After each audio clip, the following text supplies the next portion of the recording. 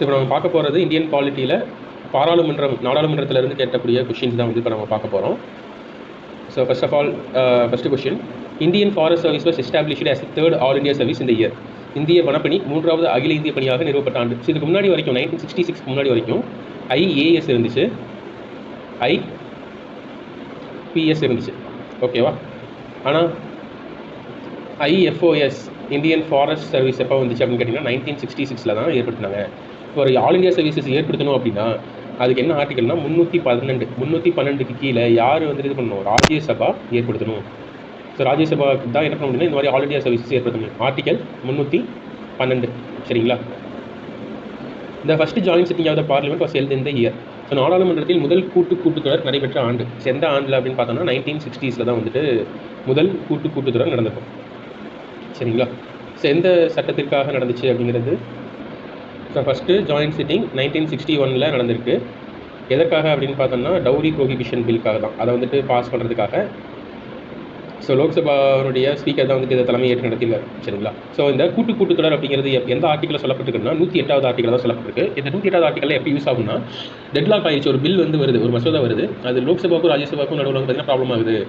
லோக்சபா வந்துட்டு அதை பாஸ் பண்ணிட்டாங்க, அடுத்த ராஜ்யசபா அதை ஏற்றுக்கல அப்படின்ட்டு வச்சுக்கலாம். அல்லது ராஜ்யசபா வந்துட்டு அதில் ஏதாச்சும் ஒரு சேஞ்சஸ் பண்ணி லோக்சபா கொண்டு வராங்க, லோக்சபா அதை ஏற்றுக்கல அப்படிங்கும்போது ரெண்டு பேருக்கும் நடுவில் வந்து என்ன ஆகுதுன்னா டிஸ்அக்ரிமெண்ட் ஆகுது. அந்த மாதிரி டெட்லாக் வந்துட்டு சரி பண்ணணும், டிஸ்அக்ரிமெண்ட்டை சரி பண்ணுறதுக்காக என்ன பண்ணுவாங்கன்னா ரெண்டு பேரும் ஒன்றாக சேர்த்து ஒரு கூட்டத்தொடர் நடக்கும். அந்த கூட்டுத்தொடர் நடக்கும் லோக்சபாவும் ராஜ்யசபாவும் சேர்ந்து. அப்போ லோக்சபாவும் ராஜ்யசபாவும் சேர்ந்து அந்த இடத்துல வந்துட்டு என்ன பண்ணுவாங்க? ஓட்டு போடுவாங்க. இப்போ இதை தலைமை தாங்கிறது யார் அப்படிங்கிற மாதிரி கொஸ்டின் கேட்பாங்க. இது யாரெல்லாம் தலைமை தாங்கலாம்னா லோக்சபாவுடைய சபாநாயகர், துணை சபாநாயகர் பண்ணலாம். ஆனால் ராஜ்யசபா ஒருவேளை இவங்க ரெண்டு பேர் லீவ் போட்டாங்கன்னா ராஜ்யசபாவுடைய தலைவர் பண்ண முடியுமான்னு கேட்டிங்கன்னா பண்ண முடியாது. ராஜ்யசபாவுடைய துணை தலைவர் இருப்பார், அவர் வந்து தலைமை தாங்கலாம். ஆனால் இங்கே வந்து நம்ம யாரை பார்க்கணும்னா ராஜ்யசபாவுடைய தலைவர் இவங்களை என்ன பண்ண முடியாது? தலைமை தாங்க முடியாது, சரிங்களா? இதை வந்து நம்ம நல்லா தெரிஞ்சுக்கணும். ஸோ இதான் வந்துட்டு கூட்டுத்தொடர் பற்றி நம்ம கொஸ்டின் கேட்டாங்கன்னா இதை வச்சு இந்த பாயிண்ட்ஸ் வச்சு அட பண்ணிடலாம். ஸோ இங்கே 1960s போட்டிருக்காங்க. ஏன் அப்படின்னு கேட்டிங்கன்னா அந்த பில் அப்போயே பாஸ் பண்ணிட்டதாக தான் வந்து சொல்லப்பட்டிருக்கு புக்கில். சரி, 1960 ஞாபகம் வச்சுக்கோங்க, சரியா? 1960 தான் கரெக்டு, டவுரி ப்ரோஹிபிஷன் ஆக்ட். அடுத்ததாக, which of the following institution has the final power of deciding on the composition of upper house of the state legislature? மாநில சட்டமன்ற மேலவையின் உறுப்பினர் எண்ணிக்கையை நிர்ணயிக்கக்கூடிய நிறுவனம் எது? ஸோ யார் தான்? அதாவது 2 அவை இருக்குது மாநிலங்களில், வந்து 2 அவை இருக்குங்க, சரிங்களா? சட்டசபை அல்லது சட்ட கீழ் சபை, சட்ட கீழவை அப்படின்னு சொல்லுவாங்க. இது சட்ட மேலவை. So legislative council, legislative assembly அப்படின்னு சொல்லுவாங்க. நார்மலாக எல்லா ஸ்டேட்லேயும் லெஜிஸ்லேட்டிவ் அசம்பிளி இருக்கும், லெஜிஸ்லேட்டிவ் கவுன்சில் ஒரு சில ஸ்டேட்ஸ்லாம் இருக்கும், ஒரு சில ஸ்டேட்ஸில் இருக்காது, சரிங்களா? நம்ம தமிழ்நாட்டில் லெஜிஸ்லேட்டிவ் கவுன்சில் கிடையாது, லெஜிஸ்லேட்டிவ் அசம்பிளி மட்டும்தான் இருக்குது. இப்போ லெஜிஸ்லேட்டிவ் கவுன்சிலில் கொண்டு வராததும் யாருக்கிட்ட இருக்க முடியும் அப்படின்னு கேட்டிங்கன்னா இவங்கள்ட்ட லெஜிஸ்லேட்டிவ் அசம்பிளிகிட்ட தான் இருக்குது. 169வது 169th ஆர்டிக்கல் படி, ஓகேவா? ஸோ 169th ஆர்டிக்கல் படி லெஜிஸ்லேட்டிவ் அசம்பிளி என்ன பண்ணலாம்னா ஒரு தீர்மானம் கொண்டு வரலாம். எங்களுக்கு இந்த மாதிரி லெஜிஸ்லேட்டிவ் கவுன்சில் வேணும் அல்லது வேண்டாம், ஒருவேளை இருந்துச்சுன்னா வேணான்னு கொண்டு வரலாம், இல்லைன்னா வேணும்னு கொண்டு வரலாம்.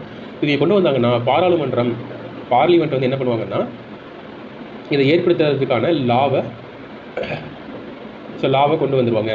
இந்த லெஜிஸ்லேட்டிவ் கவுன்சிலில் எவ்வளோ பேர் இருக்கணும் அப்படிங்கிறது எல்லாத்தையுமே வந்துட்டு என்ன பண்ணிடுவாங்கன்னா இவங்களே முடிவு பண்ணிடுவாங்க, சரிங்களா? அப்போ பாராளுமன்றம் தான் இது எல்லாத்தையுமே முடிவு பண்ணுவோம். ஸோ நம்ம கொண்டு வரணுமா வேணாமாங்கிறத நாம் முடிவு பண்ணுவோம். அதுக்கு பிறகு மேலே பாராளுமன்றம் தான் எவ்வளோ எண்ணிக்கை இருக்கணும் அப்படிங்கிறதெல்லாம் முடிவு பண்ணும். ஸோ அதுக்குமே ஒரு லா இருக்குது, என்னென்னா இவ்வளோ சதவீதம் தான் இருக்கணும்.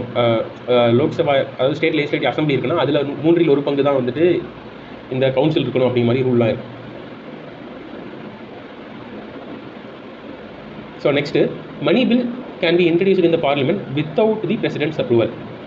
நிதி மசோதாங்க பண மசோதா தான் இந்த இடத்துல சொல்லணும். பண மசோதா ஜனாதிபதியின் பரிந்துரையின்றி நாடாளுமன்றத்தில் தாக்கல் செய்யப்படும்.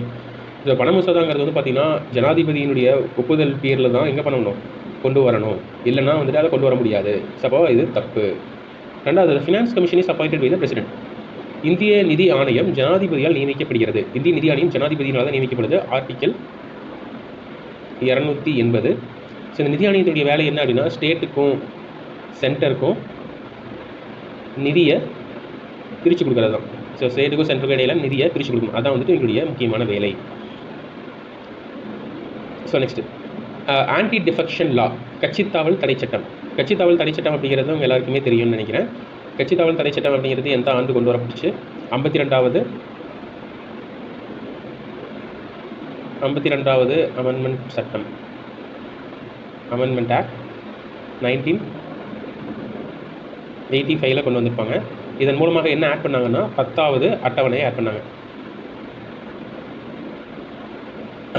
ஓகே தானே? ஸோ கட்சி தாவல் தடை சட்டம் என்ன சொல்லுது அப்படிங்கிறத வந்து நம்ம பார்க்கலாம்.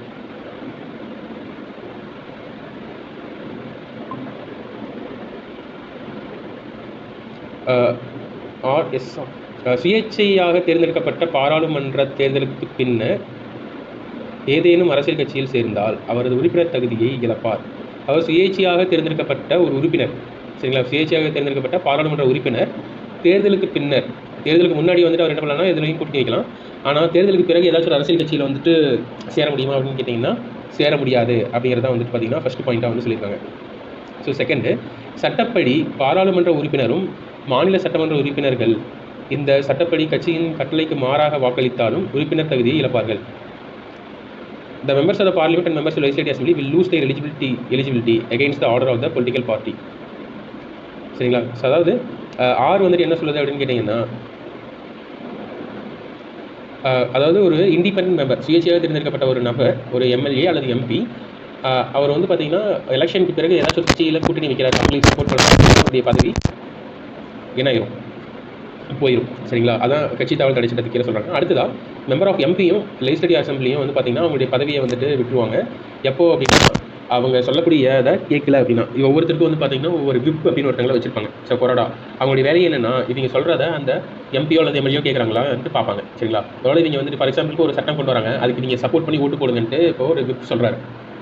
ஆனால் வந்துட்டு ஒரு எம்எல்ஏ அல்லது எம்பி வந்துட்டு என்ன பண்ணுறாங்கன்னா, இல்லை எனக்கு இந்த சட்டம் பிடிக்கல அதனால இதுக்கு சப்போர்ட் பண்ண மாட்டேன்னு சொன்னாங்கன்னா அவங்க என்ன பண்ணிடுவாங்கன்னா அவருடைய எம்பி பதவியிலிருந்தோ அல்லது எம்எல்ஏ பதவியிலிருந்தோ தூக்கிடுவாங்க. எதுக்கு கீழே கட்சி தாவல் தடை சட்டத்துக்கு கீழே. அப்போ நீங்கள் இந்த கட்சி கொண்டு வரக்கூடிய ஒரு பாலிசிக்கு நீங்கள் சப்போர்ட் பண்ணலன்னா நீங்கள் வேறு கட்சிக்கு தான் சப்போர்ட் பண்ணிட்டு இருக்கீங்கன்னு அர்த்தம். அதனால் உங்களை நான் கட்சி தாவல் தடை சட்டத்துக்கு கீழே உங்களை பதவியிலிருந்து தூக்குறோம் அப்படின்னு தூக்கிடுவாங்க. சரிங்களா? ரெண்டுமே வந்துட்டு இந்த இடத்துல கரெக்டு தான். ஸோ லாஸ்ட், இந்த பார்லிமெண்ட்ரி ப்ரிவிலேஜஸ், பாராளுமன்ற சலுகைகளை டேஸில் குறிப்பிடப்பட்டுள்ளன.